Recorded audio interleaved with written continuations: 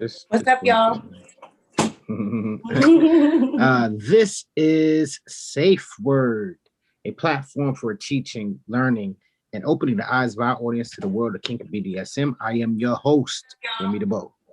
And I am your second host, Aurora Storms.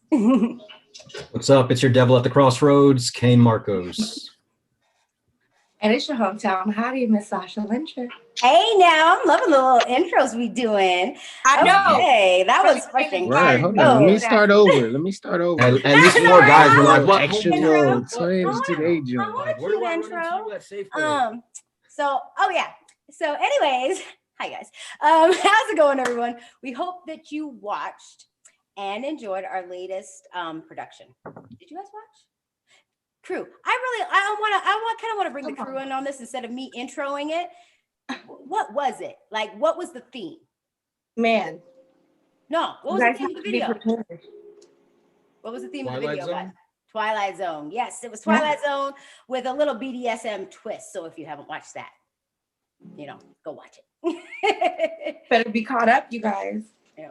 So the link for that production will be in the description below, as we usually do now, as of lately. And if you're watching, make sure you follow us for more educational content on kink and BDSM. Yes. Like and subscribe. Yeah, like and subscribe. Yes, please hit that bell so that you guys know when we're coming on, so that I don't have to drop X all the dang time. Just hit the bell. Right. We know. You know. So if you watch our show, this is SafeWord.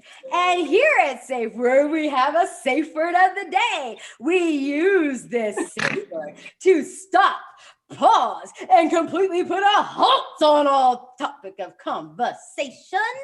So, crew, what we'd like to tell them what the safe word of the day is? Oh, I do. 2, 3. Godzilla. Rem, I'm gonna need you to participate, sir. I said it. You ain't hear me? He's the bad kid at the back of the class. Get right. Come on, I'm telling you. Right. So looking like the troublemaker in a Chuck E. Cheese ad. Right. Y'all see my lips move? I said it. Okay, well, I'd like to hear what's the safe word of the day, Ram? Yeah, see, King Kong. All right, so anyways, we moving on. Here we have audio issues at Zoom. So sometimes when we're saying the safe word of the day, which is Godzilla, okay, it's right here. In case you forget, Godzilla. Okay, so if no one is stopping, we have a symbol that we put here to show everybody to shut the up. All right, so ready, crew? Want to show it to them? So if you see this symbol, you are to stop all topic of conversation, just like the safe word does in a play scene. So, but don't forget to say the safe word of the day, which is Godzilla. There we go. Thank you. Okay, Godzilla. There we go. Okay, so that way everybody knows what the safe word of the day is. Okay, so first things first. We need to say hi to someone very special that rolls with us for every Friday show. That is asking for some more. So, crew, can we say hello to our fan favorite here at SafeWord? What up, Roy? Hi, Roy. Hey, Roy. What's going on, All right. So, Mr. Kane, do we have hot topics today? Yeah, actually, a lot of shit went down today. I regret to inform everybody, if you guys are hearing this for the first time, please hold your emotions. But Earl Simmons, aka DMX, passed away this morning due to complications from a heart attack that he suffered last Friday.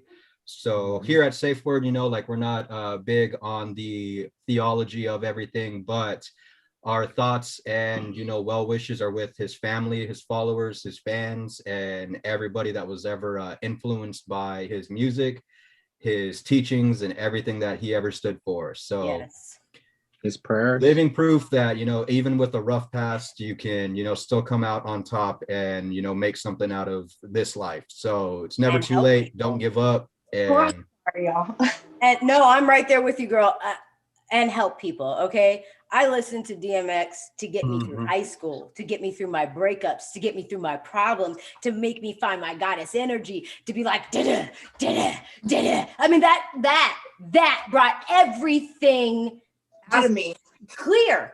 It allowed you to grasp onto something and, you know, find yourself. And He I made know you that. feel. There's a sad. lot of guys out there, you know, like you might not get emotional or sentimental over it, but there's a lot of guys that made gains to some music that he wrote. So, you know, just keep your hustle up and, you know, pour some out for DMX tonight. Yes. You don't stand for something, you fall for anything. So Yes. So yeah, and but you know, it's okay. It's okay. Heaven got another angel. You know what I'm saying? They partying up there. They got Prince, Whitney. I don't want to go home. Oh, you trying to get Sasha started, huh? I know, right? Man, don't please. You see, man. You can't all be right. just adding so more I know you have names more to news besides the news that brings us all to tears with DMX. Give us something else. Prince Philip, Queen Elizabeth II's husband in Great Britain, passed away this morning too, but it was overshadowed by the fact that DMX passed away and also Kane Marcos doesn't bow. So, you know, take that with a grain of salt.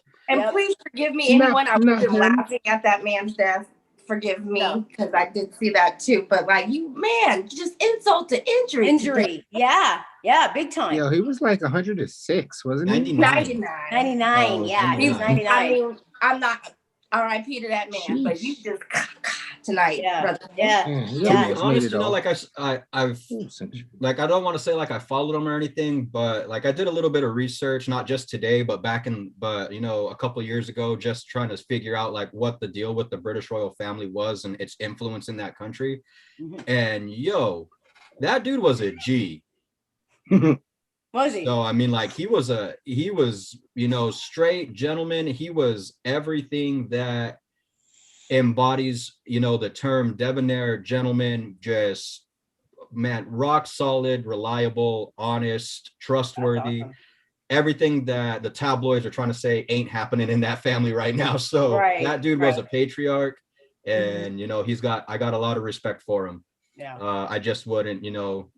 I would not lower my gaze if I came into the same room as him. That's just who I am. Sorry. I mean, wasn't that Princess Diana's like grandfather or something, or father, or relative? Queen Elizabeth's husband. Queen Elizabeth's husband. Yeah. Okay. Yeah. So twice old. He was 99. I mean, he had a good life. He had a good run. You know what I'm saying? People don't live that long. He had a royal life. Yeah, he had a good life. You know, and he lived life. So. And you know, a lot of the pictures, like if you Google him, or a lot of the pictures that they're posting, you know, to mark his passing, man always had a smile on his face, and he was a huge kid at heart. I mean, he used to dress up like he used to get into his royal uniform. You know, just, you know, British Royal Guards uniform, and then go stand guard where his wife was sitting on the throne, and he used to tap her on the bottom with the sword when she passed by. So I mean, the guy had a sense of humor. That's cute. That's adorable. That means hey girl. That's cute. Yes. However, I would like to see what the pearly gates look like when DMX and him both got there at the same time. Like, right. It's lit. Yo, no, who are you? I'm telling you, that's the biggest party. I'm telling you, man. Aaliyah's up there because they were so close. Whitney, Prince, man, everybody's there. LeBron, not LeBron. Kobe. Oh. Damn, yeah. What else you got the end of that one? I was like, wait, when did this happen? LeBron just did Space Jam, so y'all go watch Space Jam. So, what? One more thing, you know. So you know me, I like to stir the pot. I like more to basketball for you. Obviously, I like to elicit strong emotions tonight. So I actually found something that really just pissed me off, and I know when I explain it to you guys, it's gonna piss you guys off too.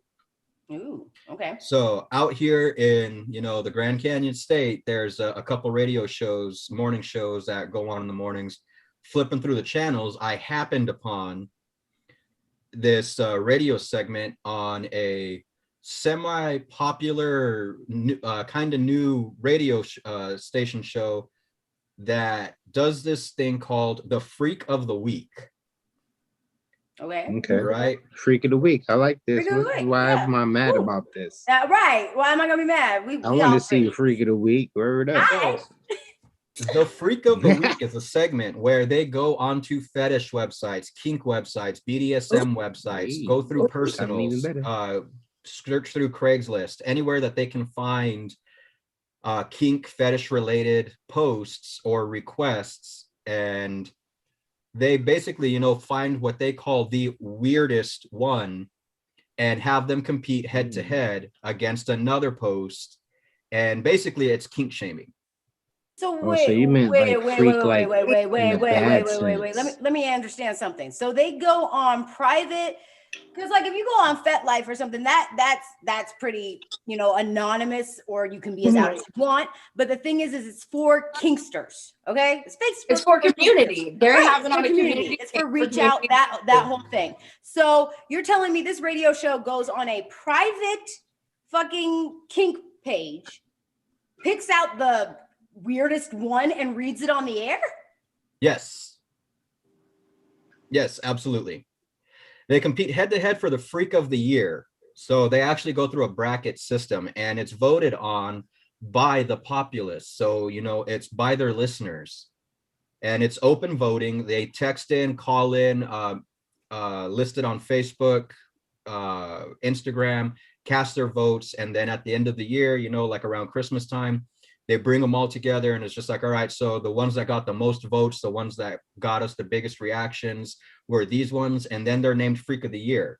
But this isn't a title or anything outside of the radio show, and they're not going to these people who post these and giving them a plaque, a trophy, a gift certificate, a card, or even cash asking prize, for or permission anything. to read this. It's shit literally without permission, pulled from a website, and they just talk about like, oh, who's the biggest weirdo is what they said on the air.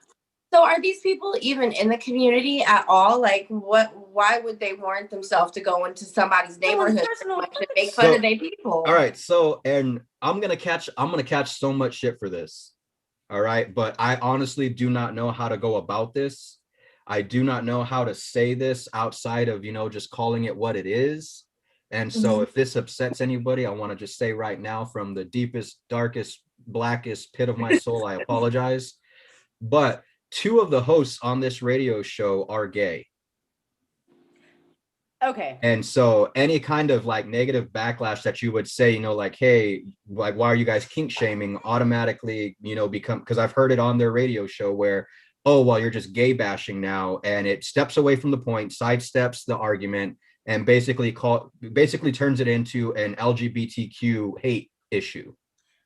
So one fetish community is upset at another fetish community and want to shame them because that's just your lifestyle. I don't even know if they're so much upset, you know, if they're the two different communities are upset with one another. I'm gonna put myself on the platform right now, okay? Because I'm part of the gay community, all right? So where do you get off if you are gay, as hard as we've had to do to fight for our rights, to then go and find other things on, you know, that's private? The gay community used to be private, right? How would they feel if someone decided, hey, I'm going to reach out and freaking read this on the air and put all your business out in the street? Do they say their name?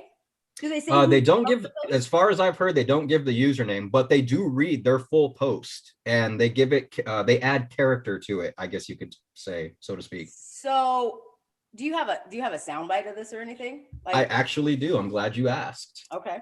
Because I would like to hear, like, I mean, maybe we're overblowing it, you know, maybe we're making it bigger than it needs to be.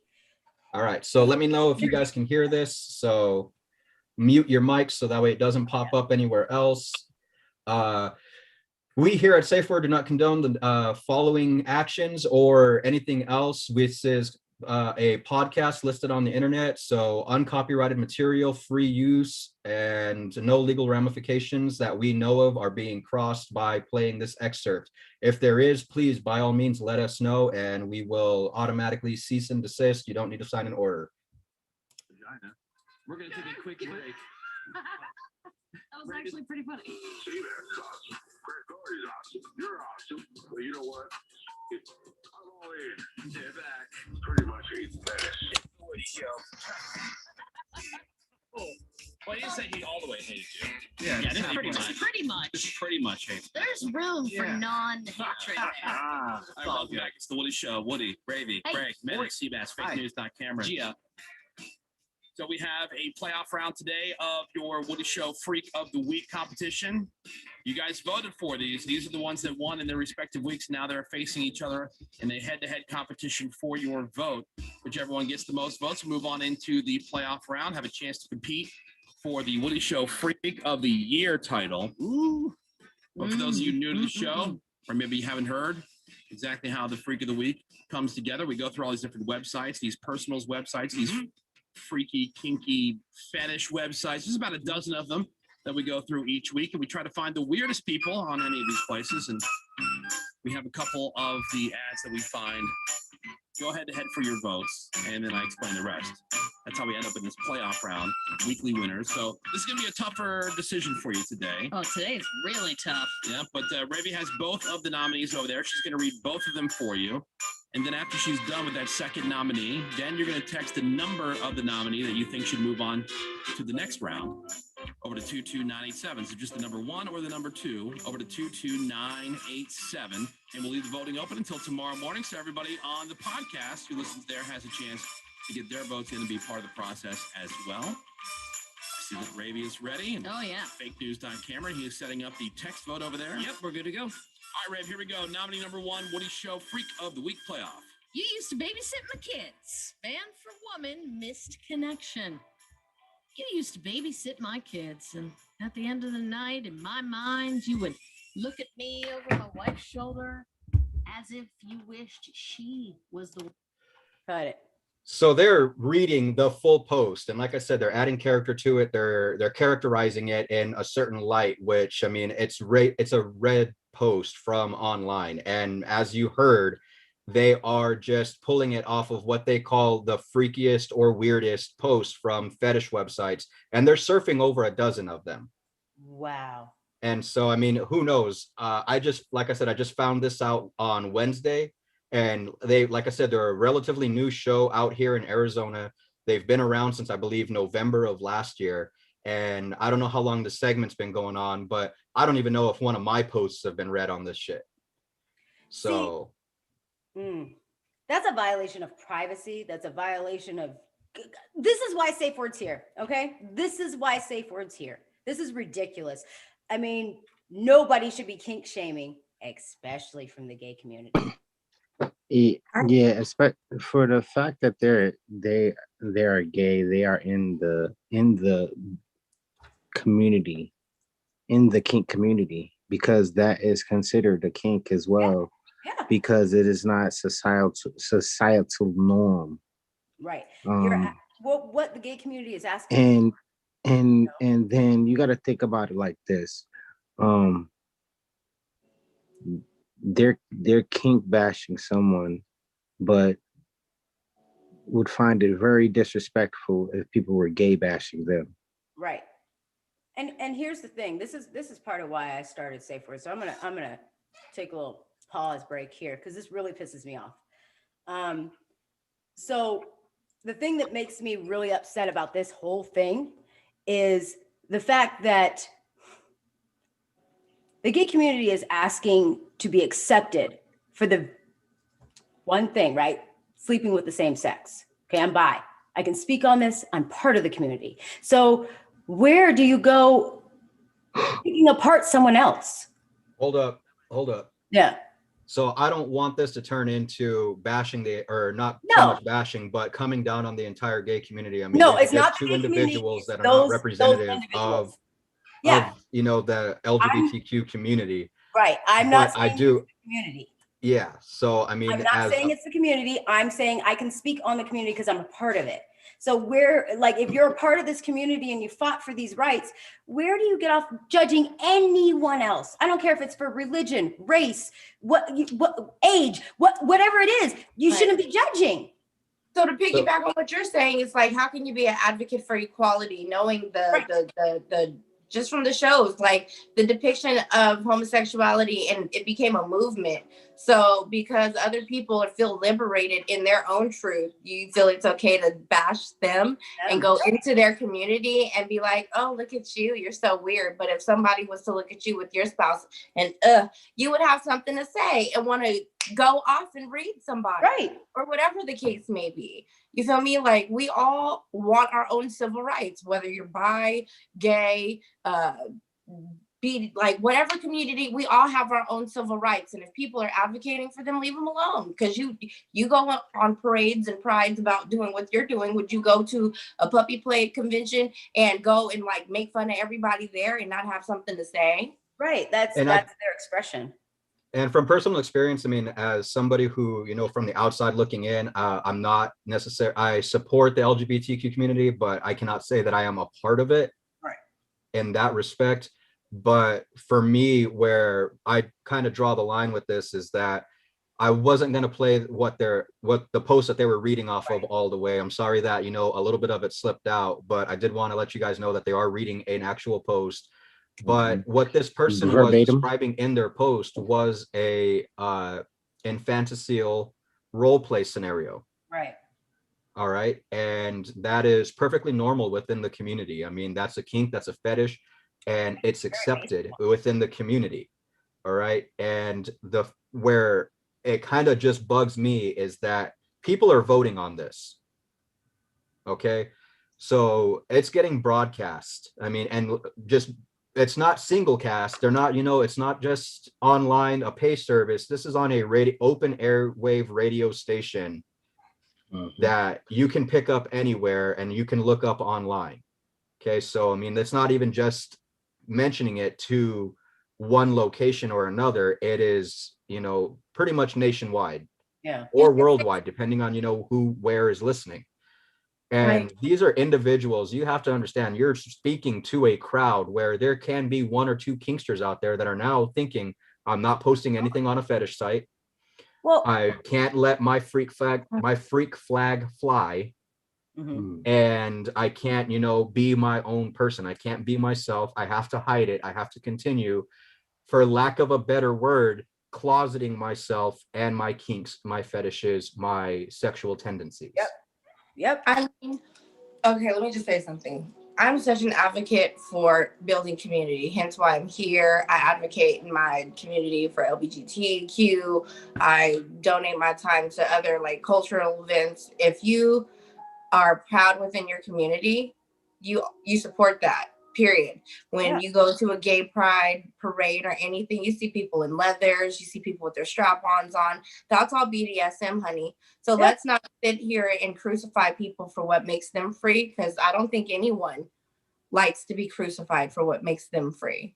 So like, you know, if anything, please, people, like, let's uplift each other. We're in such a crazy time in the world right now. If you feel free to put a puppy mask on, cool. If you feel free to sleep with the same sex, cool. Let's celebrate that and not tear that down. Like, that's like just why mean girl behavior. Or at least if you don't understand it or don't like it, don't comment on it. It goes back to a very, very, very basic rule. If you don't have anything nice to say, don't say it at all. So I followed this YouTuber. Her name's Blair Wright, and she's a transgendered woman, and she sheds light on things. She'll talk to people in different communities, even if she doesn't believe in what they're doing or they don't like how they represent themselves. She brings them onto an open forum to ask them, why do you feel like this about the trans community? Can you digress more what your opinion is on it? If you have, like, let's retort about it. Let's educate each other so we can have a clearer understanding. Hence why SafeWord is here, you know? So like, let's be advocation for like building each other's communities up. Like, exactly. I mean, okay, SafeWord's here, right? And we're kinksters. How bad would it look if we decided to just go and bash vanilla people that don't want anything to do with kink? You know what I'm saying? How bad would it look if we decided to go and bash, you know, the gay community? Just don't, like, lift each other up. Like, I don't understand that. That's why SafeWord is a judgment-free zone. Okay.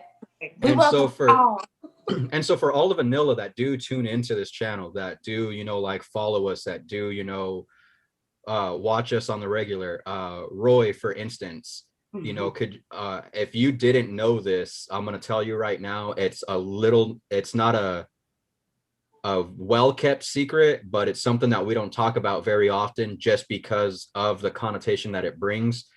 But so just like how there are slurs for people in the gay and transgender community that they don't like, within the BDSM, kink, fetish, furry, community, one of the worst things you can call anybody for their sexual tendencies is weird.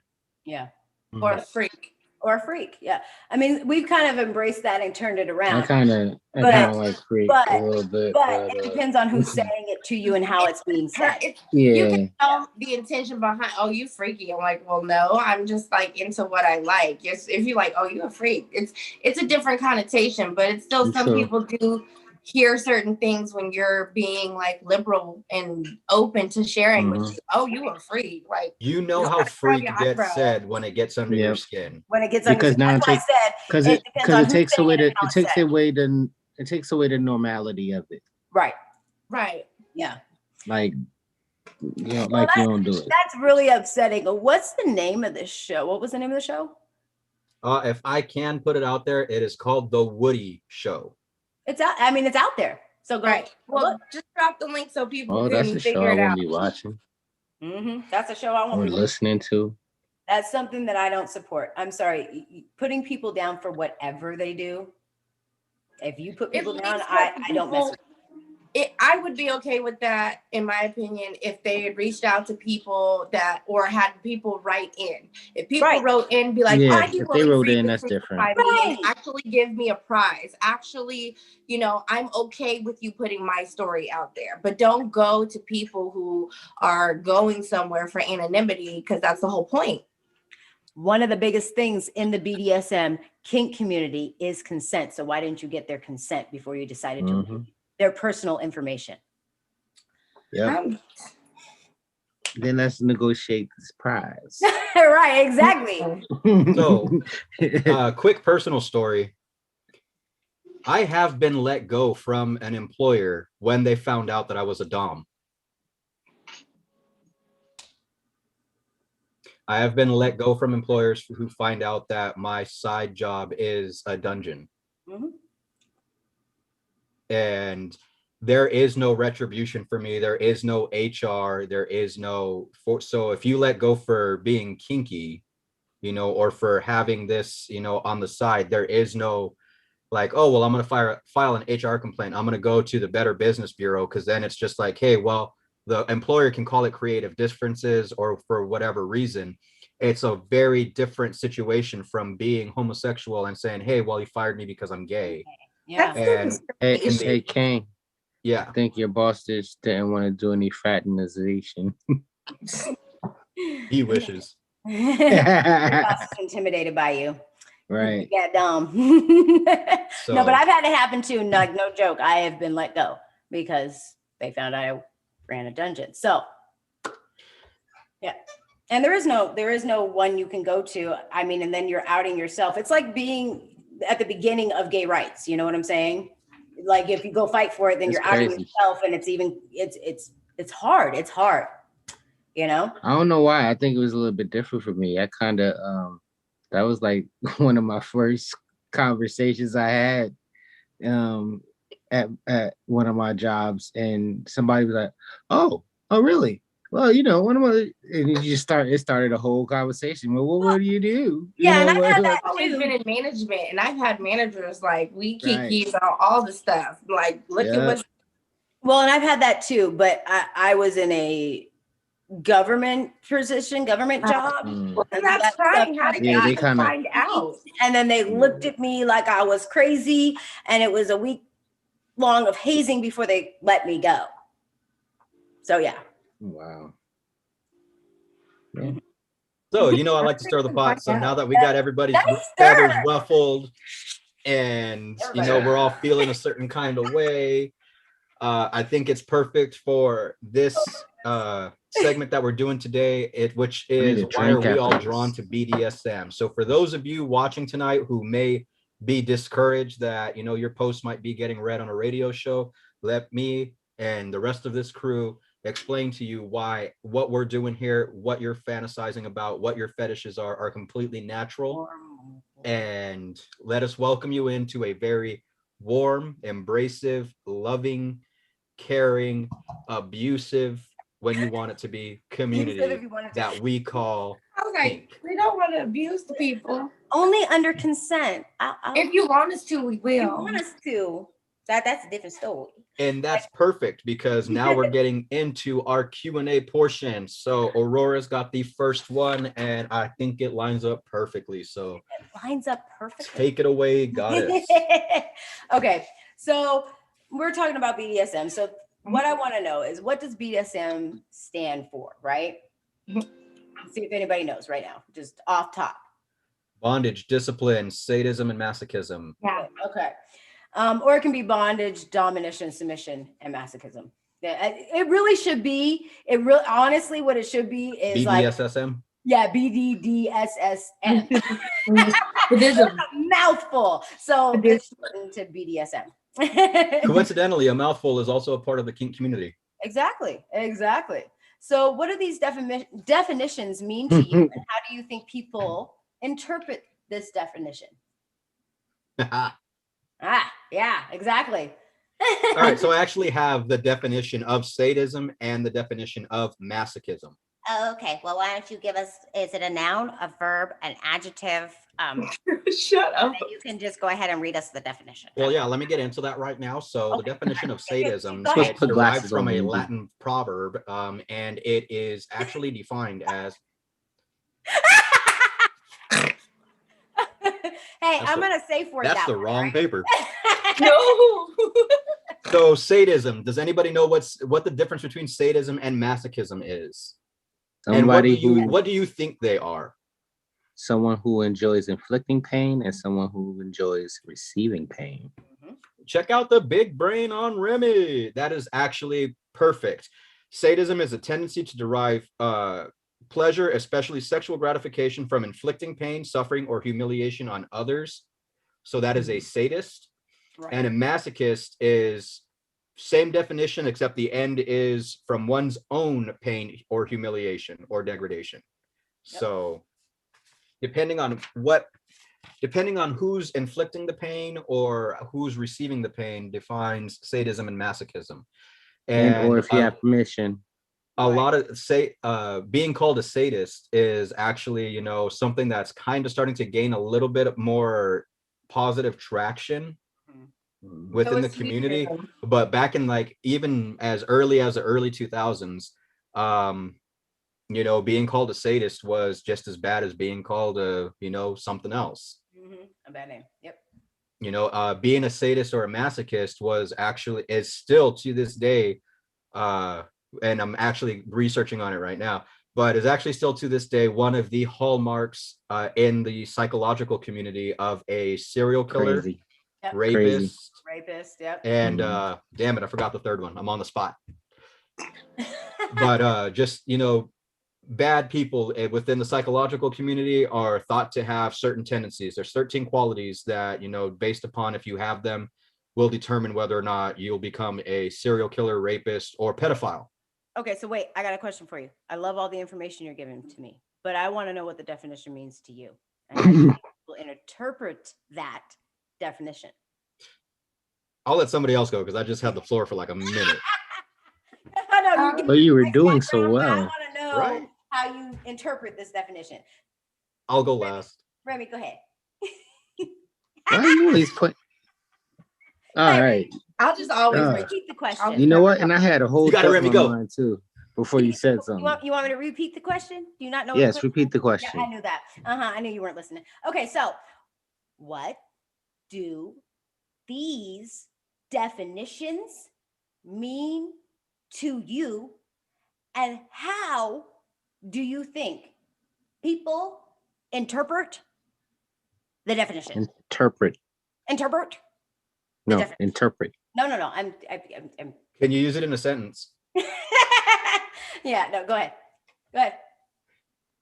See, now I got hung up on interpret. Yeah, I know. So BDSM, for me, it's a regular thing. So it's not really that impactful as far as a definition is concerned. I just describe it as a lifestyle, a way that you view certain things and how you move others and how others move you.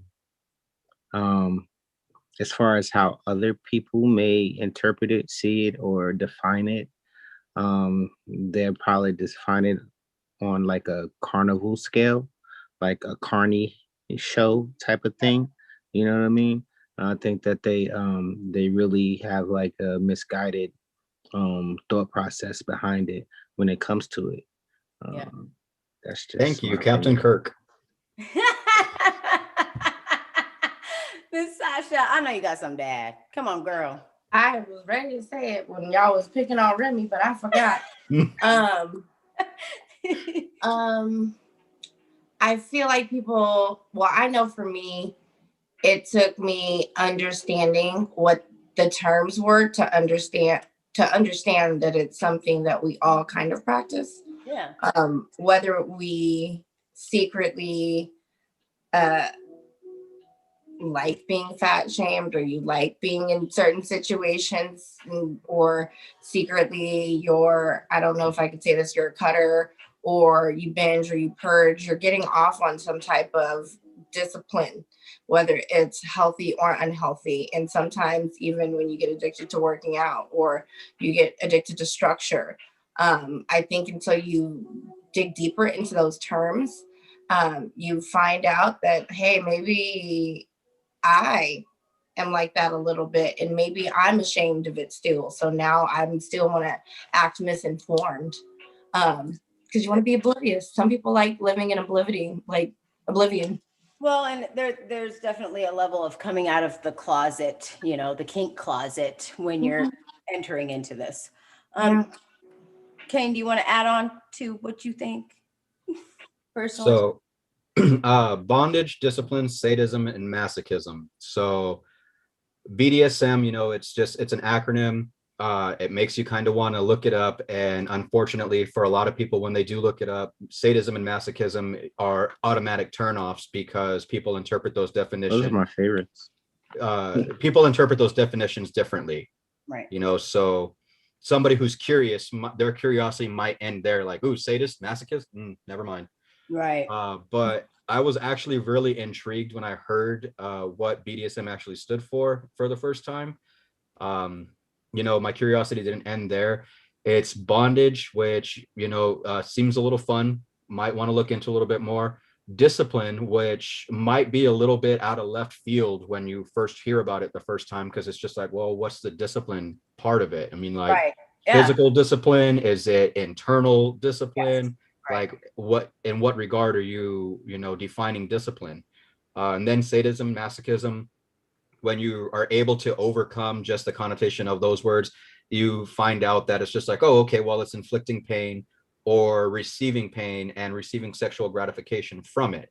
So, I mean, you're just looking at this as like, oh, well, what do you like? I mean, obviously vanilla isn't doing something for you, so you're starting to explore, and here's another avenue for you to kind of feel out for the first time.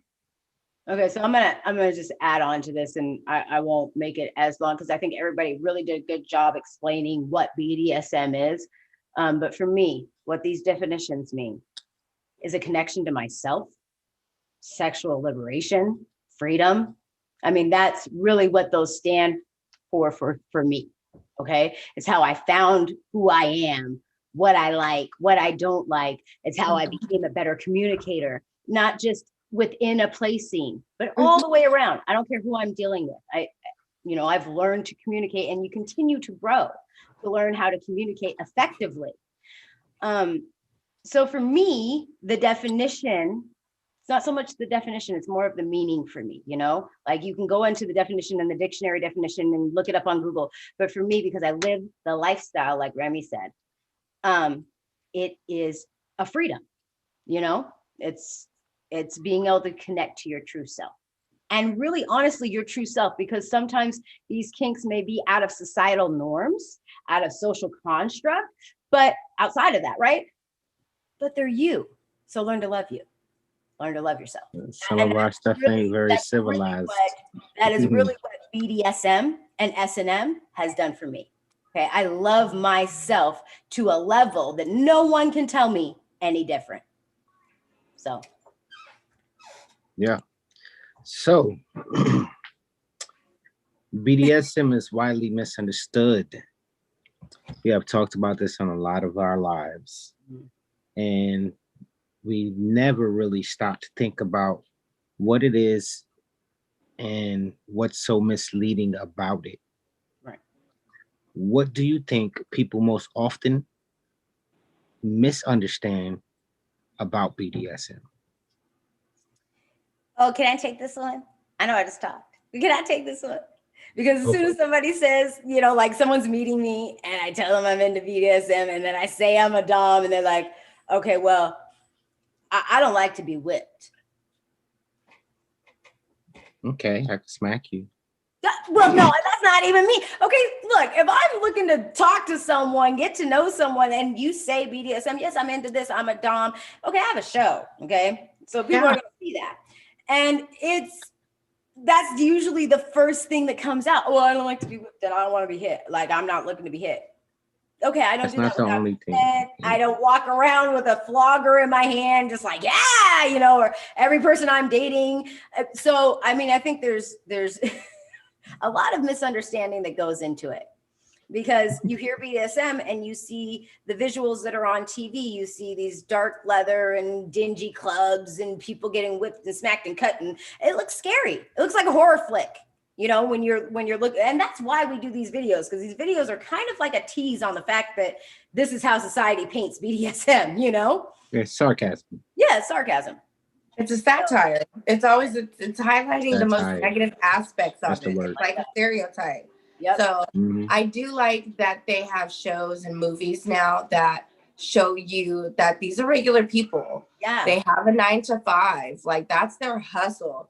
People who are open enough to tell you about themselves. It's not like they're pushing themselves on you. They just don't have the same boundaries that you do. Right. And just because someone else is at liberty to speak about the things that empower them, that doesn't mean that they're going to whip you. That means that they're more open to asking, well, you don't want to be whipped. Well, who said I was going to whip you? Who said? Yeah. Just because like it's assuming that an ethnic person is going to automatically have an attitude. Right. Like, I haven't even said anything to you. Right. What you mean? Yes, exactly. Right. I feel that one. I understand that one. What are we giggling about, boys? We in the corners just giggling. What are we giggling about? I'm laughing because if somebody were to tell me, like, oh, well, I don't like to be whipped, my always knee-jerk response is, well, how do you know? That's kind of my knee-jerk response too, but I'm usually sarcastic about it.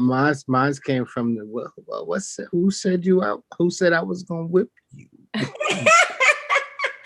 you don't get that permission. You don't get that privilege. No. Mm-hmm. That's when you go, oh, sweetie, you have to earn that. Mm-hmm. Right. Somebody says they don't like to be whipped. Well, you must have a question about it. You brought it up because I didn't even think about it. I don't know. I got a comment saying wave goddess. So Sasha, wave, you a goddess too. So hi. The comment in the thing. Wave goddesses. Hi. All right. So go ahead. So yeah, no. So I think Remy, did you answer this one? Did you fill in on this one? I did not. I did not. So bring us up to speed on what you think, honey. What's most often misunderstood? I kind of answered this in the last one. Yeah. But take it from a different angle. I'm sure you can. And we're making Remy think. You see the a legitimate, acceptable angle. Smoke is coming out of his ears. Yeah, nah. That hamster's having a stroke in that wheel. Ooh, God, do you need some WD-40? I hear it squeaking. It's like.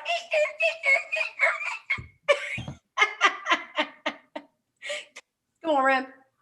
All right, I was just waiting for you to finish. Insulting you? Like you waited for that? I know. You could come with a comeback. I think most people misunderstand BDSM from a point of all they see when it comes to BDSM is the ropes, the flogs, the paddles, the leathers. But there's a whole undertone of psychological aspects to it. There's a whole undertone of learning yourself and learning who you are, and knowing what you can accept and what you can't accept, and what you can take and what you can't take. It's about pushing boundaries. And then knowing when those boundaries break. Mm-hmm. How do you recover from those boundaries? Were you ready, Brother King? Because I did have something to elaborate on. Oh, go for it. I don't want you to lose it. Thank you. So Yeah. that's misunderstood. That's my brother. That is my brother. There's no digression of levels of use of any of the practices. There's no extreme level and there's no like light level.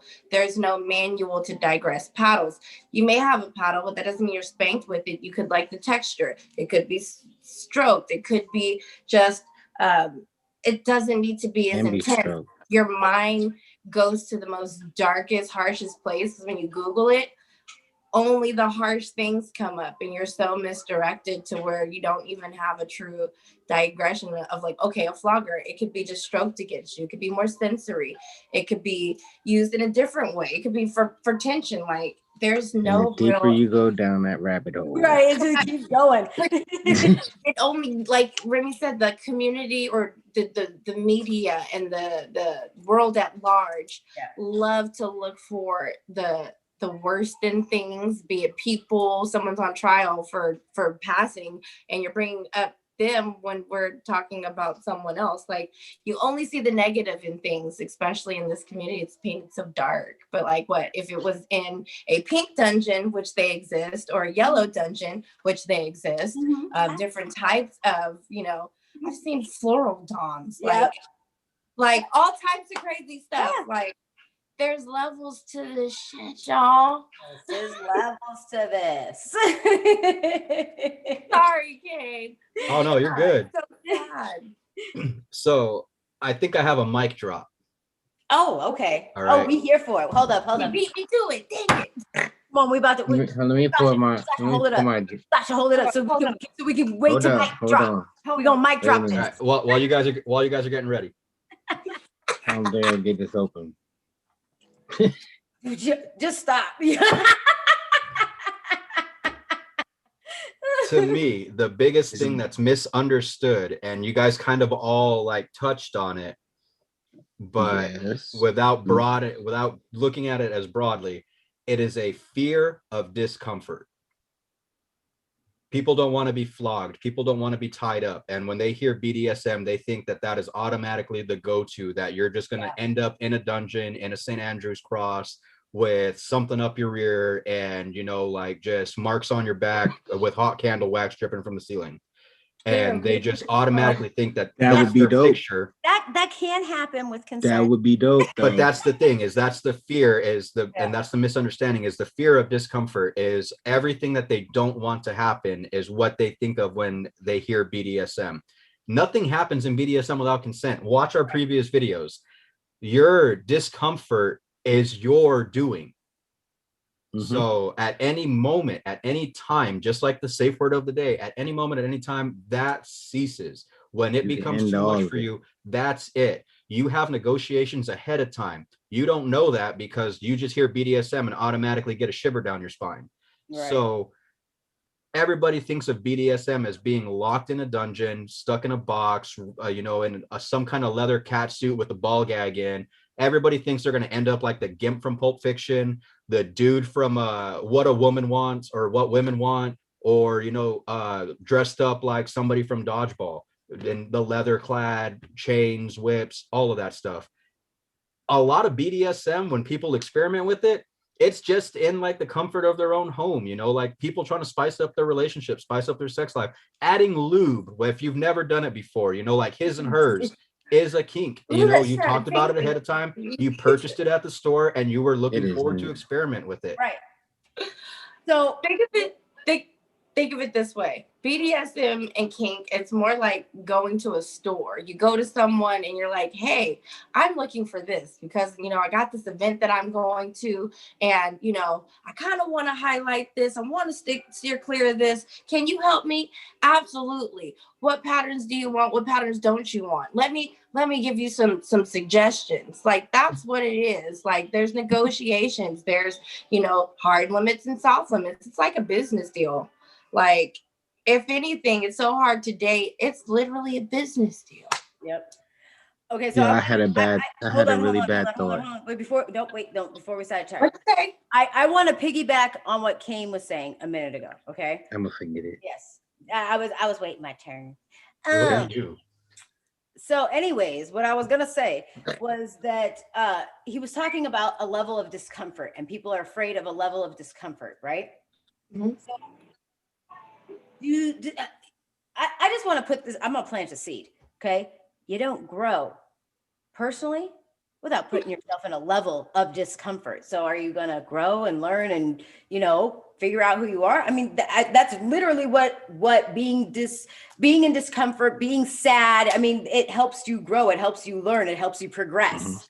So maybe try and be open to that, because just because you're in discomfort, at least in the BDSM community, especially if you have, a good play partner, they're going to respect when it gets too uncomfortable, so they're never going to put you in that place where you're like, this is a hard limit, I can't, and they're going to keep pushing. You know what I'm saying? Because there's a lot of communication that goes into this. Right. So, I mean, And if you're new to kink and you end up on a St. Andrew's cross, I want to sell you a car. yeah, seriously, because like nothing happens without you saying, hey, that's what I want to do. And same with the DOMs. Like if a sub comes to me and says, hey, I want this, this, and this, and I don't want to do that, that's my right. I can say that's my hard limit. I don't want to do that. You know what I'm saying? It's vice, either side of it. But there's a level of discomfort that you have to go through to grow, to figure out what you like, figure out what you don't like. Yes. If you're not willing to even step into that discomfort, then how do you learn? How do you grow? How do you become a better person? How do you know? Ooh, Dom test. Right. Dom So many test. tools out here. Well, Sorry, I got real serious there for a second, but I just no, wanted, it's okay. I wanted to bring that up. Pop quiz for Doms. You Well, get a there's new sub people and they on want to do Patreon this, that, and to the help other. What's the figure- first thing you ask them? What's So that? that's good you brought up quizzes. There's some quizzes on Patreon too, if you need to figure out what your kink love There is. language is, or what position. There's some on Patreon for you guys. But you were touching on understanding. So aside misunderstanding BDSM, I mean, I think most of us have had experiences in some type of dom sub situation in lifestyle, even outside of that, if we think about it. But what do people say made them curious about experimenting and sticking with BDSM? Like, what do you think made people the most curious about trying and or sticking with this lifestyle? Missionary is only fun for so long. Right. Well, that's that. fuck though. That's real fuck. Like, eventually, It is though. gonna get It to a is. point where you're like, is this it? I was thinking myself. I don't care what anybody says. A lot of people, okay, there might be some people that have never watched porn, but a lot of people watch porn. So, at a young age, I'm old. So you get the cable box, you mess with the key, and you were waiting for the freaking fuzzies to move so you could see something. And that sparked interest. You know what I'm saying? And regardless if you're told it's wrong, it sparked an interest. It's human nature, Because we're curious to learn about it, but it's not put out there in front of us. So you can have, like I was saying about the tools, you have a digression of it. So Right. A to Pornhub or Right, or something. exactly. You just get And shot we all into grown in the the first place. Right, we're all grown. We done experienced a lot of different things. Yes. We're so desensitized to it. You don't know levels. All you know is pow, like, Right. and there's no digression of it. So yeah, I mean, so why do people? Yeah, what makes So, them curious though? Literally, What makes them curious people curious about experimenting and or sticking to? Who wants to go first? I win. I think I'm locking in my answer. I'm good.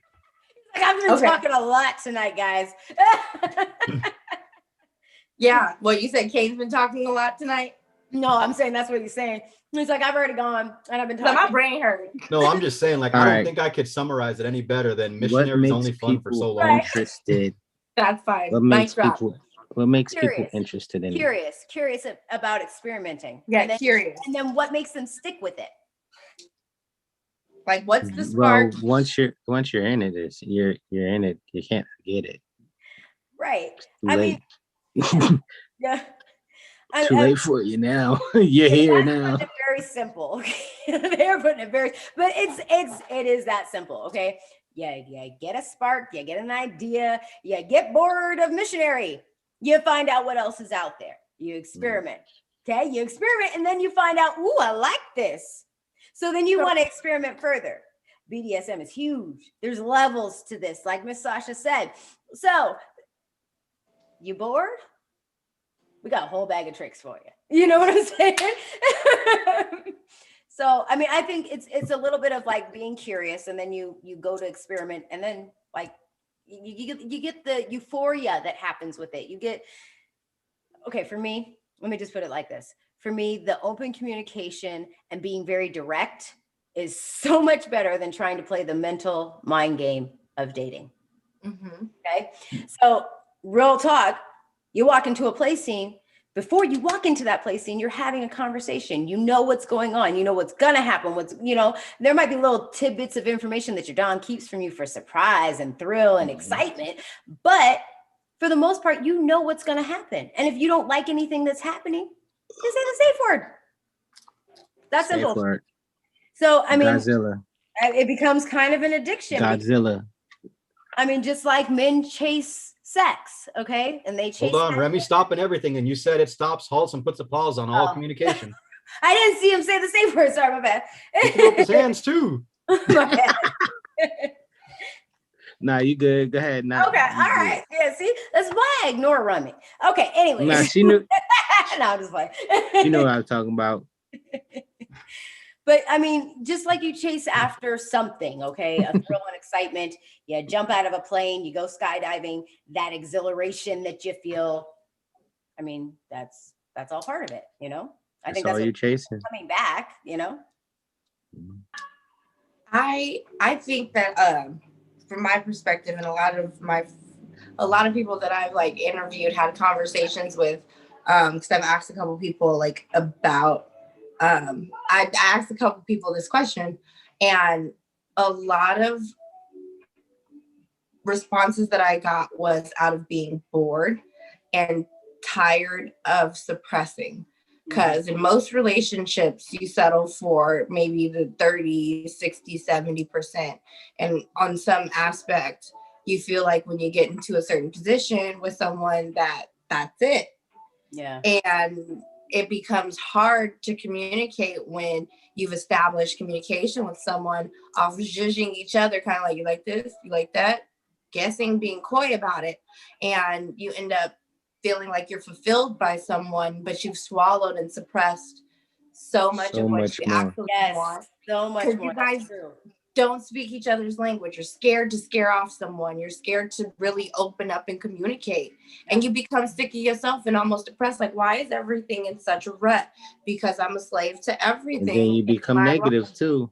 And I'm being in a submissive state in most parts of my life, mentally, physically, emotionally, at work. So it's like, I'm just really small everywhere. I'm like, well, if you were able to communicate with someone and assert your dominance and it be accepted, that is such a freeing thing. And I think people get such a negative connotation behind it because you hear these harsh, strong words, but you're not hearing what the words are. Dominant.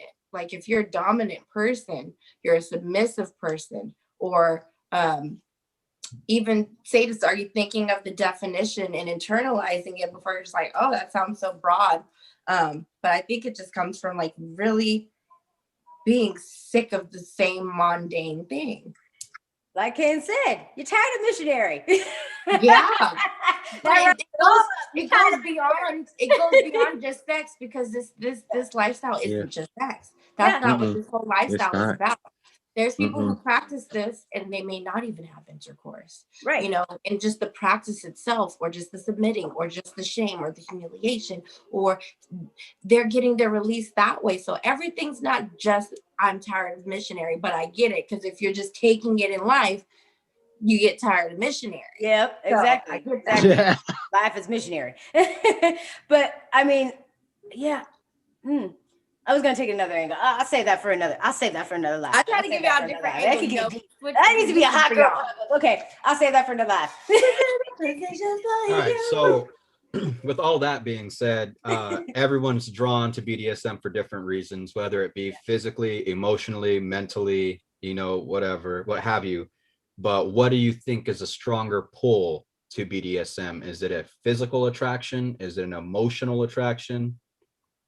Psychological. Psychological, yeah. It's all mental. It really is. Mhm. It really, really is. And I can tell you that I've been in a lot of scenes where, yeah, I'm paying attention to that person and I'm sensitive and there, but it's opening up something else for me, you know?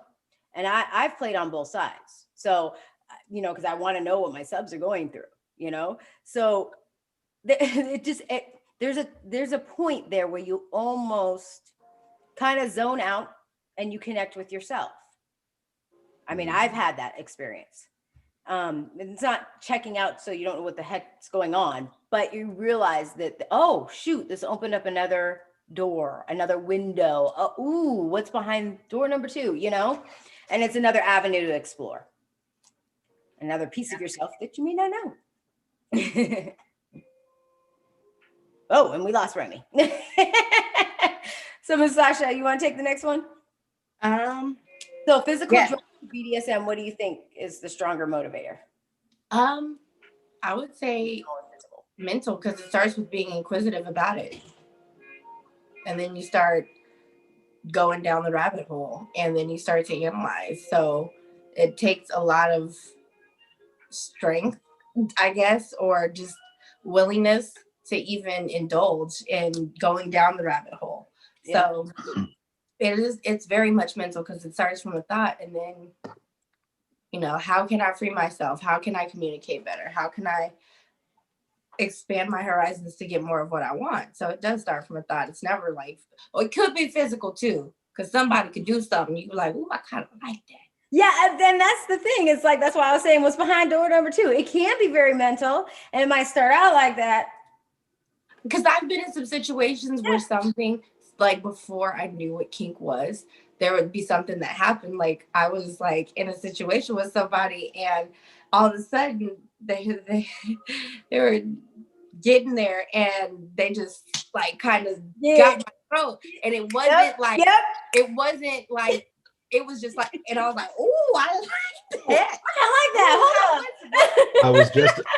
I was just about to say that. I was like, I'm gonna summarize it in 2 words, and almost every chick's gonna be like, yeah, physical. Yep, been there.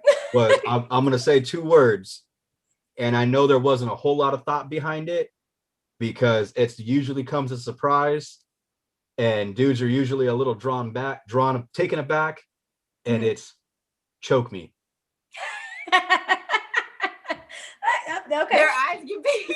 Yep. That's why Remy looking down. Remy's like, I'm just done.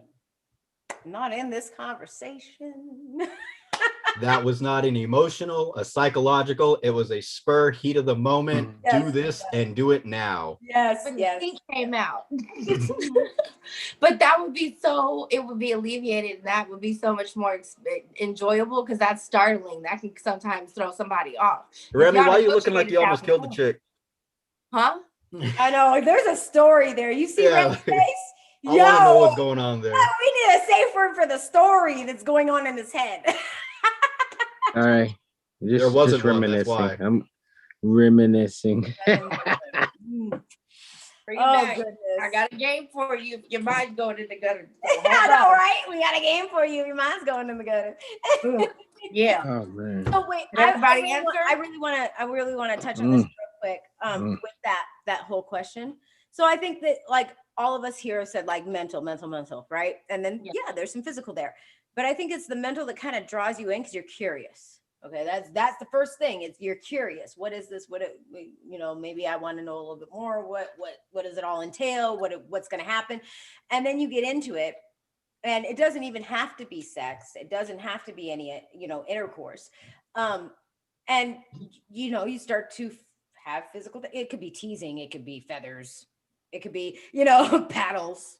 It could be vlogger. There's levels to this. So I mean, whatever it is that you like, I think the physical keeps you coming back. You know what I'm saying? Because you get to this point where you find euphoria with the physical, and it's like, okay, well, how do I amp that euphoria up? Maybe just another level. Let's try something else, you know?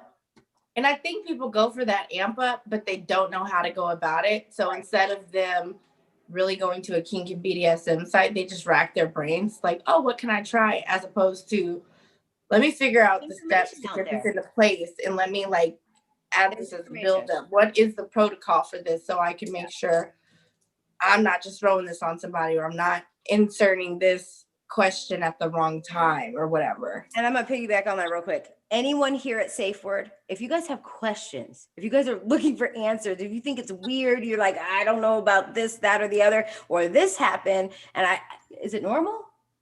Please reach out. You don't even have to put a comment. Like, we have emails in all of our links and description, all of our descriptions. So reach out to us, because we will more than be glad to answer any of your questions and tell you. If you guys have any stories to share or any questions, like if this is this a kink or is that a kink, please drop it below. Like she said, message any one of us, because we would love to give you guys real quick.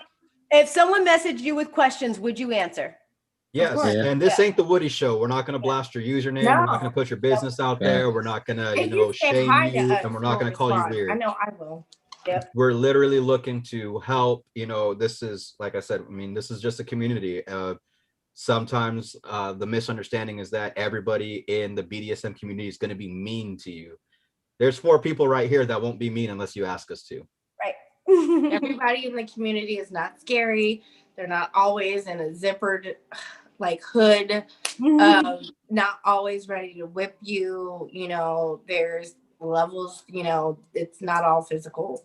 There's a lot of connectivity. Even people who are introverted participate. So people who are virgins, people who, may be asexual, they rely on this community. So it ain't never too weird. Come, we look like y'all. Come on.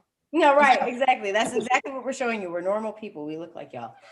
No, negative, Ghost Rider. I am always ready to flog somebody. Just say word.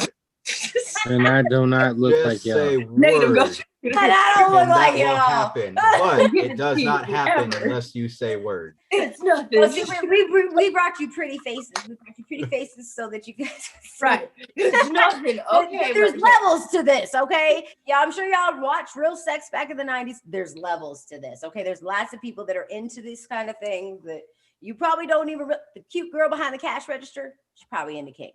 If you see that cute little girl and she has that collar on and it has a little heart and it's leather and studded, you better get her number.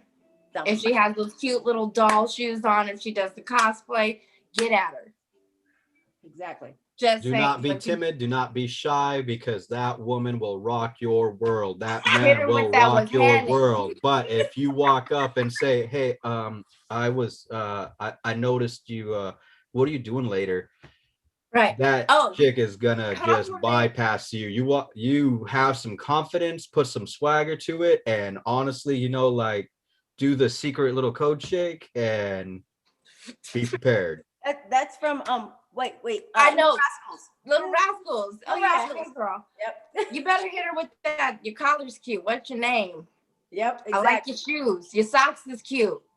Oh, I like your little garters. What's your name? And for all you old souls, that wasn't Little Rascals. That was Three Stooges. But I got a competition with this lady at the Wawa, yo. We be styling. It's a convenience store on the East Coast. We be styling on our socks, yo. Okay. And so she got socks, I got socks, and I'm like, yo, what your socks is looking like today? And she showed me her socks, and I'm like, oh, that was cute. Right. But check these ones out. Ooh. I'm gonna need y'all to not be kink flirting. Nah, it ain't even like that. On top of the whole collar thing. Okay, so if you see a woman with a collar, Kay said, approach her, right? Just because you find out a woman is a dom, still approach her. Okay, that doesn't mean she gonna whoop you in your sleep or when you're least expecting it. Right. Unless you ask her. Unless you ask. Not all doms. Not all doms are even in that perspective. Unless you ask her. Right.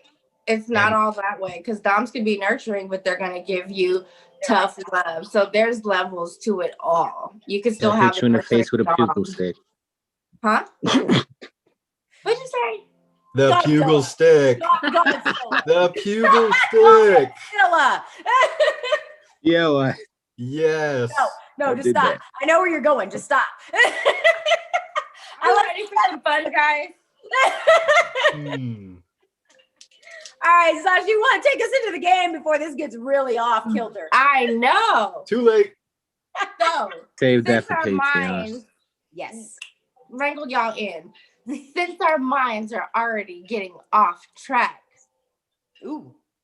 I think we've had some pictures compiled, Yes. but our minds tend to wonder. You hear certain things and you giggle to yourself. You see something, piece of watermelon, some condensation down the glass.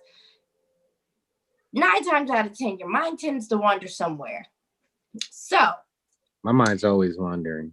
I mean, yeah. So we have some pictures and we want to see where each other or even your mind goes. If you guys see something sound off, please let us know. Real But- quick, I'm gonna time this out before you show pictures, because I've got some comments that need to be read, because we got a lot of people that are in here tonight trying to Yeah, what's up? say hi. So we always Good luck. got Roy. Hey Roy. So he said that he didn't like that rule. And that was back when we were talking about rules. And he said, got to mess with you guys. Okay. So when we called out Roy, I don't think I don't think he liked you calling him out, because he was like, me? So and we have a lot of people in here tonight. So I just want to say like hi to Roy, and Wave Goddess is actually Hi, the name. everybody. I keep saying Wave Goddess. So Wave Goddess is actually the name. Oh, and- wait. We trying to interview her. Oh, right. And then we've got Frank in here tonight. So hi, Frank. Hi. What up, Frank? Roy What's up, guys? says Aurora is scary, and we know Kane got a hood. Oh So I yeah. want to read some of the comments given. because we got That's a lot for of people sure. in here tonight. So yes, But you got to thank ask for for viewing. it. Thank you for viewing. Thank you for being here with us. Okay, so we're gonna play the game. Go ahead. I need the goddess to unlock the permissions. It's been unlocked. Oh, has it? It is.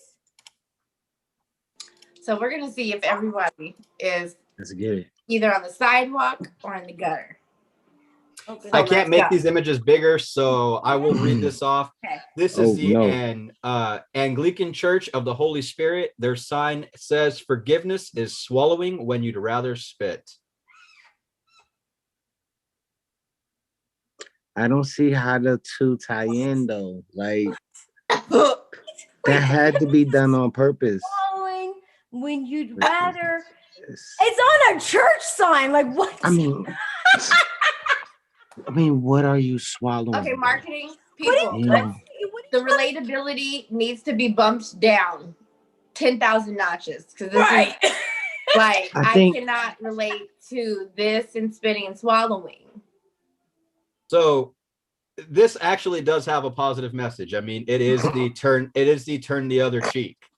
You know, forgiveness Mm. is I not think it's expressing your hurt, and you know, is just holding back your pride when you'd rather be prideful. Spew it out. So I really went in the gutter. with However, that yeah, because but I nah. saw- driving down the Nah. highway and going to work and seeing that sign is not the first thing that comes to mind.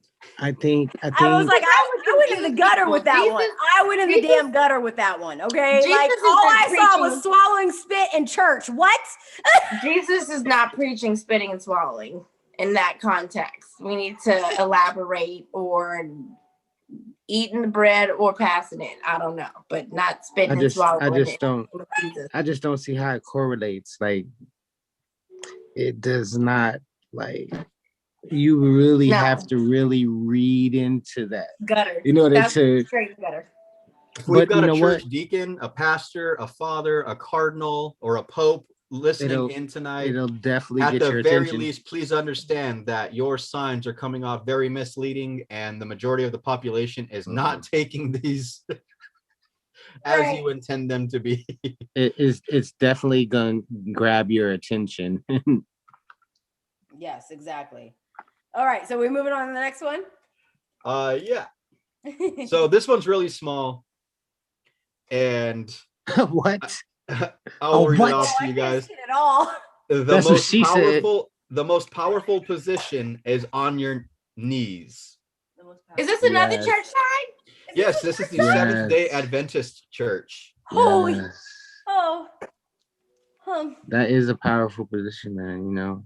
Well, but they're talking about prayer, guys. That's what I'm talking about. What are you talking about? At the end of Come your on. bed, on your knees, praying. That's what they're talking about. We get that, but like, come on, we could do better with this marketing. Like the relatability. Come on, like it sounds like we know what we're doing at this point. I think they do know what they're doing. Kane, I know you got something to add to that, Mr. Reformed Church guy. It is. It most definitely is. I'll leave it at that and interpret it as you will, but it is. But it is. Come on. Come with the next one, Brother Kane. Okay. Let's go. Oh gosh. What the? Yeah. Yes. Hello. Dry humping a tree? A tree dry humping a tree. I just like Dry humping a tree. I love it. He came in with some beats. Behold, I give unto you every tree that bears fruit and every animal that draws breath. my gosh, the one to the right. What? You see the one down bottom to the right? Yeah, that one. Oh, that's bad. What kind of that is That is bad. a tree, by the way, YouTube. That is a tree. that must This have is a been tree. a person This is a freaking tree. reincarnated That's what into she a said. tree. A man came back as a tree. A man That's came his back as a second or tree. third life. No, they you know that when you pass away, they can put you in those little egg pods and make you into a tree. So maybe. Mm-hmm. Okay, That's so how I want to. I want to be go re- ahead and provide a quick disclaimer. Why? This is a complete angle shot because this piece up here, I don't know if you guys can see my cursor, but the tree dips down, the branch comes I down, and it comes see. back up this way. Oh, okay. That's a good one. That's really good because she's standing right there to block it all off. That's Yeah. That may be editing. What if she didn't? What if it wasn't meant to be that way, but the picture just came out that way, and they was like, "Oh, look at this!" Like, right. She was probably just leaning on it, and then was like, "Oh." Yeah. From the side. I would love to see the front angle because that would be gnarly. Yeah. Right. All right. So next up on the docket. Tree fucking. Oh, he's licking that tree. Okay. Yeah. Sorry. I can't this. I'm sorry. They're trees hugging each other, right? That's a smile. That's a smile if I ever saw one. They're holding that hands. tree looks happy to be next to that other tree's belly button. One tree is very happy. Like, hey, girl. That tree is exercising a very powerful position. Yes. That's what's happening. Go to the one in the middle. It looks like the other tree's smiling, so I mean, I think it's consensual. Oh, that was a little small. That one any bigger? Oh, I can't see Oh that. no! Oh, God, no. Yes. I don't know if that's a cardigan. Yes. Ma'am, close your legs. Right. Put the tree away. I mean, it's put together nicely, but no. Okay. You Okay, hold on. This is a new one.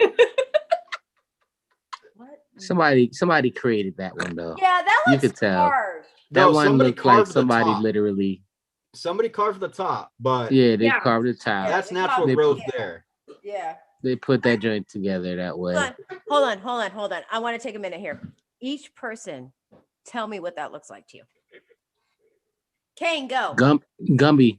So I'm choosing to believe that this person or this tree was caught in the middle of the act. And this is when the door swings open mid thrust. Yep. So Yep. Yes. Yes. I mean, Yeah. I know I don't look like this, but that do be the face I make. That do be the face. If the door were to swing open.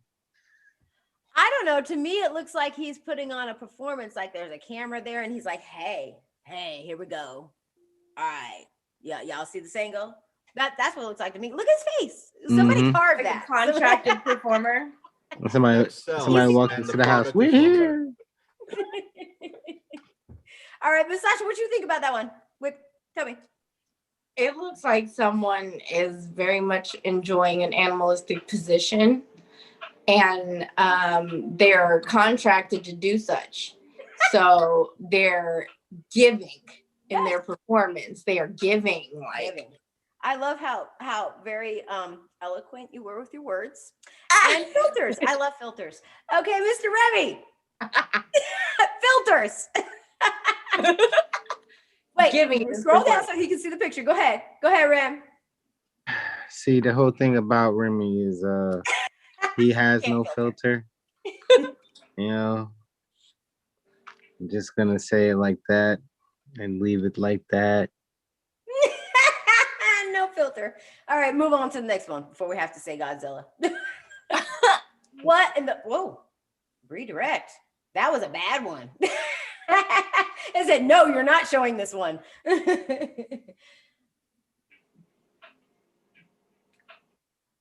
Yeah, there it is. Oh, there it is. Oh, okay. So this is really tiny because I'm humpback. looking at our screen on YouTube right now. This is really, really tiny. Can you explain, Kane, what we're looking at here? A tree. Remy, would you like to explain what we're looking at here? All right. So in this generic picture here that we have two trees symbolized together in symbiosis. And it looks like one has the testicles hanging from the back of the other. And you can see two parted legs, while the big one is catching it from behind. Yeah. We're going to have to work on your eloquence. Stirring. Good read. Stirring narration. Thank you, Bob Ross. Right. Happy little tree. That's what I see. It's a happy tree. It is a happy tree. It's a happy tree. Are all your pictures trees? I'm Can we get out of the trees? That looks like a foot fetish right there. That's a tree position. Hey, that's a foot fetish right there. Doesn't it look like a foot at the same time? It does. It looks like a hook. Yeah. All right, so I got these other ones right here. Unfortunately, I can't pull them up individually. Let me see if I can. You're supposed to copy and save. There you go. All right, what you got? What you got there? Okay, wait, I see That's it. somebody standing on the other It's side. the dude that's leaning up against the car, but the girl's on the other side of it. Yeah. So like the rear view mirror is catching his nipple. Yes. But it looks like hers. Yes.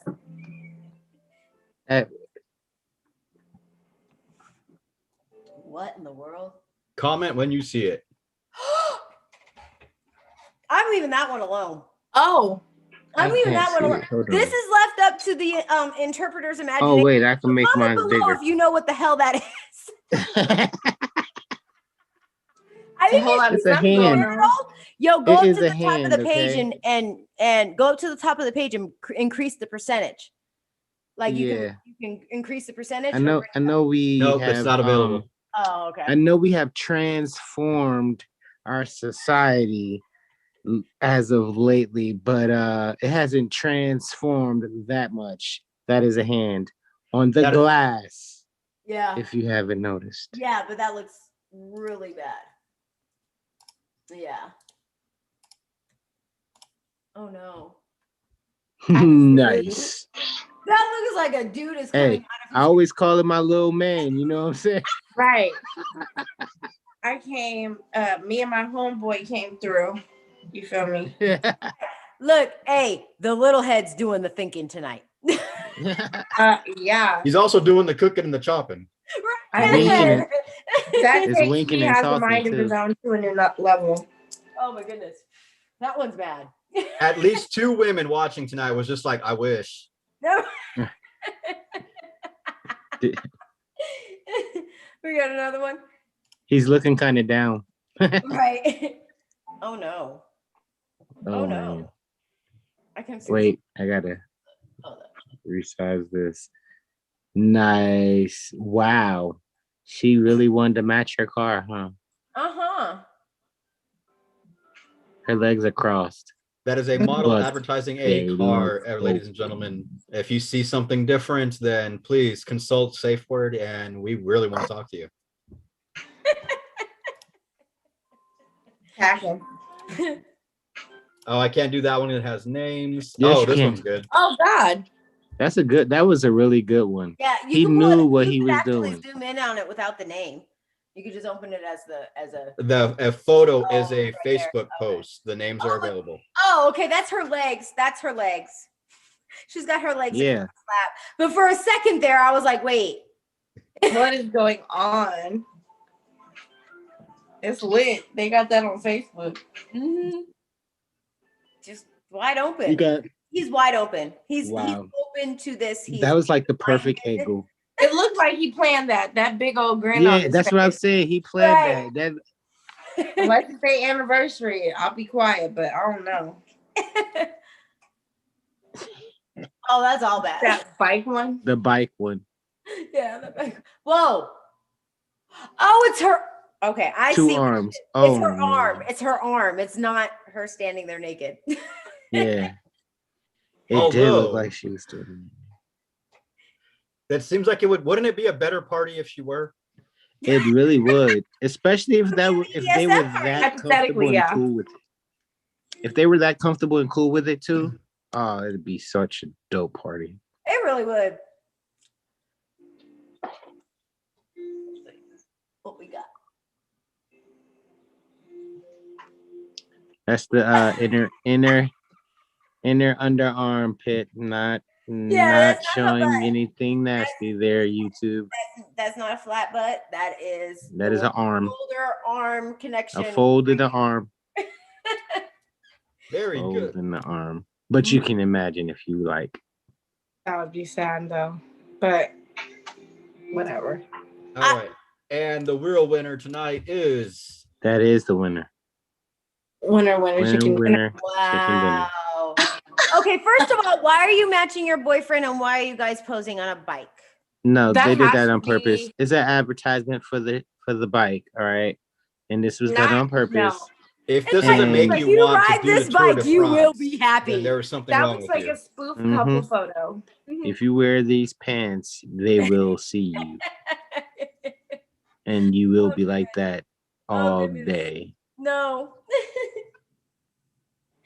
I just want to go ahead and let you know, just based upon my assumption, dude ain't packing that.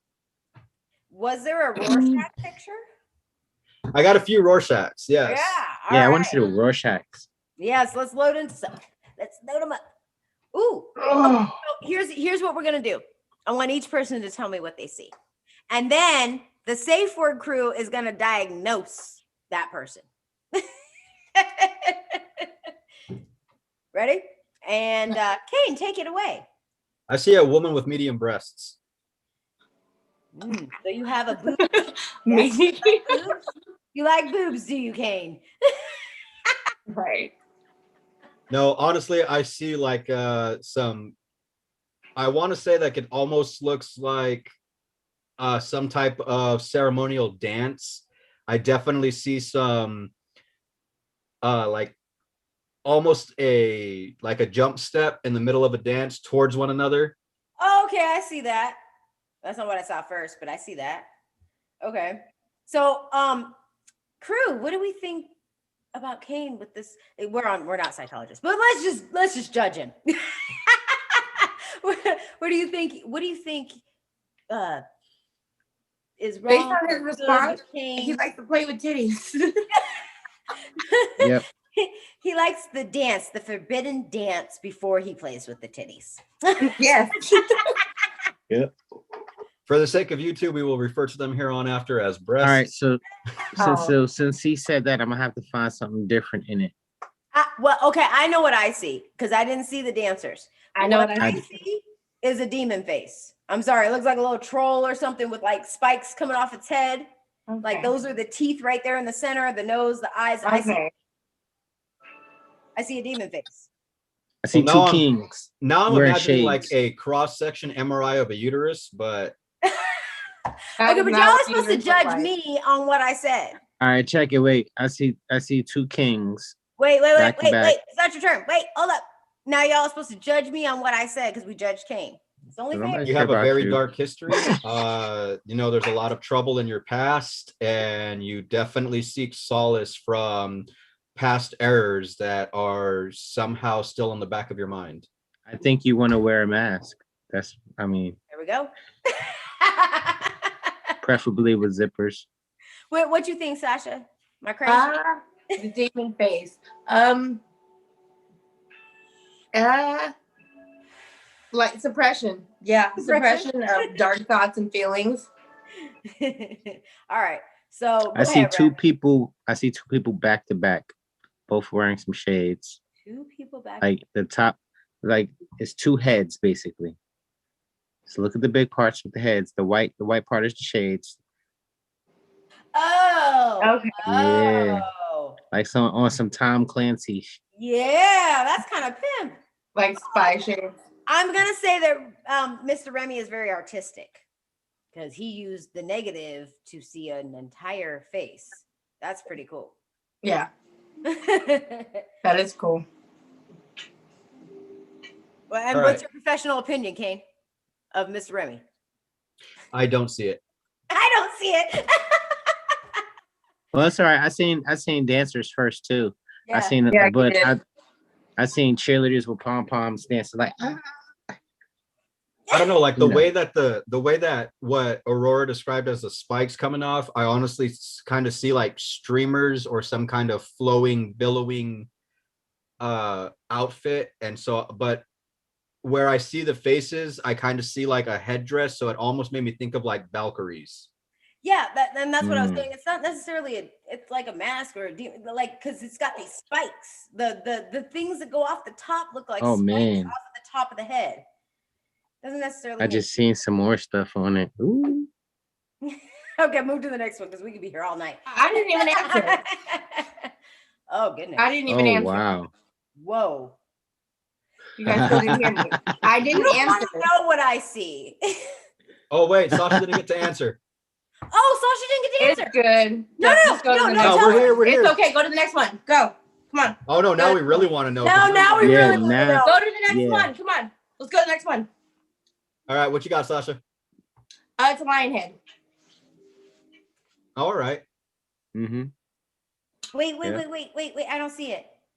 Explain it. I want to see it. Where do you see the? I don't know if you guys can see my cursor, but like nose, eyes. Yeah, we can see it. Mane. Oh, okay. All right. That's a good one. That's a good one. Yo, I didn't see that. Can I go next? Yo, no, wait, hold on. We got to judge Miss Sasha.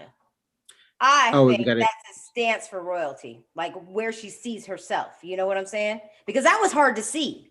I think it stands for strength. Yeah, strength and I would say royalty, power. like upper echelon.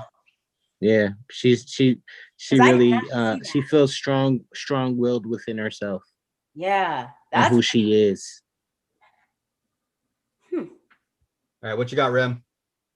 All right, I see a demented rabbit juggling some things with somebody underneath them with a big head throwing up like the Ronald Reagan deuces. Okay, so the thing the thing in the center is the rabbit? Yeah, the one in the center, you see the two arms like this, right? In white. Yeah. And then the head in the middle with the stuff up top juggling. Kind of. Wait. I wish I can point it out. Yeah, I know, right? You didn't even point it out because I don't see it. Hold on. All right, you see the parts that's like this, right? You see the parts that's like this? Those are the arms for the rabbit. The black is the shirt. The part that's like this is the head with the ears up top. Then underneath the arms that's like this, you see like this like mad scientist with the beard, and he's just like, look at the negative space. I don't see it. I saw the lion, and now I can't stop seeing the lion. Like, look at the white spaces in the middle. Okay. Only the white spaces. Okay. Let that stand out. Oh, okay. Oh, yes. Okay. The fingers are up. Okay, I see it. I see it. I see it. That's it. And now right above that, you see the two arms, Yes. Yeah. and then the juggling things. I don't see the juggling. Do you guys see juggling? I don't see juggling. Do you see the rabbit? The demented rabbit. I don't see it. Okay. See. All right. Let's just judge this one. I'm lost. I saw the arms and then the second arms and yeah, no. So what do you guys think, the juggling? Remy is an abstract artist. Yes, demented rabbit juggler. See, now I kind of saw the same thing, but not a rabbit. What I see is instead like that centerpiece where you're saying like the arms go up and they go into the deuces. That centerpiece, the black part, it looks like some kind of minotaur or something, like, you know, like the guys with the horns, and it looks like bats are flying around him and he's like, ha. I don't know, that's what I saw. I see Kong after he got laid out by Godzilla. You know what, we ain't gonna talk about that. Oh, I see an owl on a tree too, an owl perched. An owl. Oh wait, hold on, wait, I want to see this. Hold on, where do you see the owl? Explain this one. So owls are a big thing for me. The bottom, and then it looks like something's clawing onto the bottom. It resembles an owl, like the outline of an owl. Maybe not the face of an owl, but the outline of grabbing grabbing onto. She must be really into animals. Yo, and no, that was deep. That was deep because I did not see that. I see a dragon head too. You know, when you see like a Japanese or like parades, and they have like the dragons for like lunar New Year and stuff. Dragons, those ones. Yeah. So I can see a dragon face too. Okay, I see that one. Yeah, because it kind of goes with the lion face, but it comes out. Yeah. I like that. That one was good. Kane, did you? The animals guide me. Did everyone go? Let's make sure everyone went. No, Kane didn't go. Yeah, I did. Oh, you did? You did? I see like a primate figure that's kind of either like jumping either at you or laid back. I see what you're saying. In the middle. Yeah, I was like maybe just like kind of chilling in some water. Like he's got his hands like you need vacation. That's what that means. Right? Yeah. You're like, I just want to relax. A turtle on its back too. Its little feet is the white space. And its little on its shell and its little shit. That's all I see with animals. All right, and the last one for tonight. I see a bee. Y'all, that went gutter real quick. That went gutter real quick for me. I see a bee. Okay. You see the eyes in the middle? I can see bee. Yep. Yeah. I see it. Like a butterfly person with wings. Yes. And there's like an A behind them almost or something. Yes. Okay, so do you guys want to know what I saw? See, Sasha's are innocent. I can't even judge her. It's like I see something else too. Bee. But the first thing I saw was the bee butterfly person. I love it though. Like that was just because y'all want to know what I see. A cartoon dog. No. I know what you see. I see the cartoon dog. What do you think I see? I honestly think it looks like the cross section of a uterus. Yes. Uterus. It looks like fallopian tubes, the uterus, like that's what it looks like to me. Because he keeps seeing reproductive organs. I was like, that one gutter real quick. It's the second time you called out women anatomy, sir. Like internals. Like you're feeling a little carnal right now, sir. Oh no, like honestly, like when you look at a lot of Rorschach tests, when I look at it, it honestly, when they do cross sections like this, where there's the blot in the center where it expands out, it honestly looks like some cross section of anatomy. Right. This one just so happens to look like a uterus. The first time I mentioned that, I was more of a joke, but this one honestly looks like a uterus. I can see fallopian tubes, uterus, birth canal, the works. Yeah, that's why the only thing that kind of throws it off is the two, for lack of a better term, bulbs that are coming off on the bottom left and right. That is to represent the man's.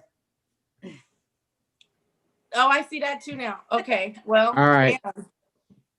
You see the at the top, the ears. Okay. And then it has and then like the triangle in the middle is like the head with the black part right here, his nose. Then the whiskers kind of go around the head, and then it's like the arms are like this. Yes, I see it. You There's see the teeth. dog? There's teeth in it too. Like it's like he's standing like this. Oh no, he got something in his mouth as it. Like, Oh, you see something in like his mouth? I see teeth. Now I can't help but see like a fat husky. Right. Like that's what I'm seeing. That's what I'm seeing. Like He's a big old fat dog. I You're see a welcome. Pudgy bulldog. husky. I see You're a bulldog welcome. in the back with a dog, like with a chew toy or something in its Yeah, mouth. But the dog is sitting up like that, and it has like a little chew toy in its mouth. And you guys can participate in this too. Comment below on what you saw, and we will read them on the next live. Yeah. But that was our that's the last vision or image. Yes, that is the Lack Rorschach that I have. That is the last of the images. Close us out, King. Take us Yes, out. sir. Yes. So that everybody can have their Friday. All right, everybody. So we hope you enjoyed tonight's live. We hope that we kind of elaborated a little bit on what draws people to BDSM within the definitions, whether it be curiosity, physically, mentally, psychologically, whatever draws you to this community. We are more than welcome to accept you and have you. Thank you so much for joining us tonight. Thank you so much for spending your Friday night listening to us. I know a lot of you guys are getting ready to hit the club, so I don't want to take up too much more of your time. Enjoy yourselves, be safe, have a DD, and always, always, always remember your safe word. From us to you and the SafeWord crew, have a good night, and we'll check you guys out next week. All right, pay attention and like, subscribe.